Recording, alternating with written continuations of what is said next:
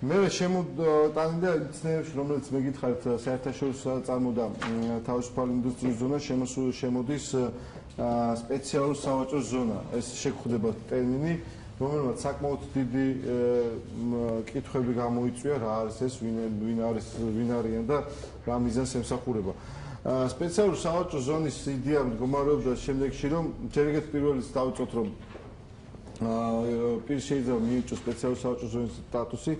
ეს არის პირი, რომელიც შეიძლება და ამის იდეა მდგომარეობდა იმაში, რომ ყოფილიყო სპეციალურად ორგანიზებული ბაზრობა, ეგრე რომ ვთქვათ, რომელსაც მიენიჭებდა სახელმწიფო სტატუსს და შესაბამისად მასზე გადასახადს მის ტერიტორიაზე მოვაჭრეების გადასახადს მის ტერიტორიაზე მოვაჭრეების იმას რა ვქია საგანძღობ ვალდებულებას დაადეკლარებდა ეს და შეასრულებდა ეს პირი, რომელიც იქნებოდა ორგანიზატორი. აქ იყო ცდილობა იმისი, რომ ის რაც დღეს არსებობს ბაზრობების სახით, რაც საკმაოდ პრობლემური არის სახელმწიფოსთვის დარეგულირებულიყო.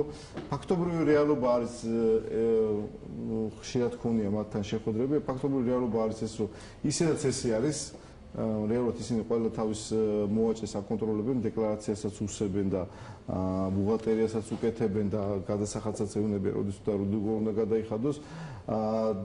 ფაქტობრივი რეალობის ლეგალიზაცია უნდა მოხდარიყო, რომ საგადასახადო ორგანოს ნაკლები რესურსი, უпростоრო სახელმწიფოს ნაკლები რესურსი, ადმინისტრაციული და ადამიანური რესურსი დაეხარჯა იმაზე, რა ვქია, ბაზრობების ადმინისტრირებას და თვითონ ყოფილიყვნენ დეკლარანტები. ნუ ეს არის დღესაც ეს ჩანაწერი კოდექსში, მაგრამ მასზე რა ვქია, ამაზე გათვალისწინებული იყო ადმინისტრაციული ისა ნორმატიული აქტის გამოცემა მთავრობის, როგორც მახსოვს, მაგრამ ეს მთავრობის ნორმატიული აქტი არ არის გამოცემული და შესაბამისად ეს ეხლა მუშაობდება ეს მთავრობის ნორმატიული აქტი და შესაბამისად შესაძლებელია გამოიცეს მთავრობის ნორმატიული აქტი, რომელიც ამას დაარეგულირებს და გადაწყვეტავს.